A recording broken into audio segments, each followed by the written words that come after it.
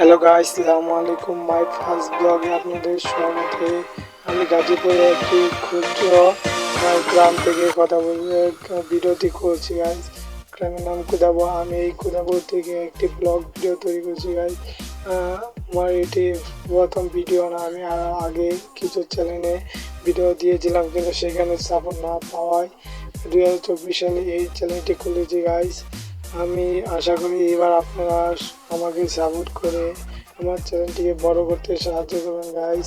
আমার নাম মোহাম্মদ রকিবুল হাসান। আমি ইউটিউব চ্যানেল করেছি গাইস। আপনারা অবশ্যই আমার চ্যানেলে সাবস্ক্রাইব, আর ভিডিওটি যদি ভালো লাগে তাহলে অবশ্যই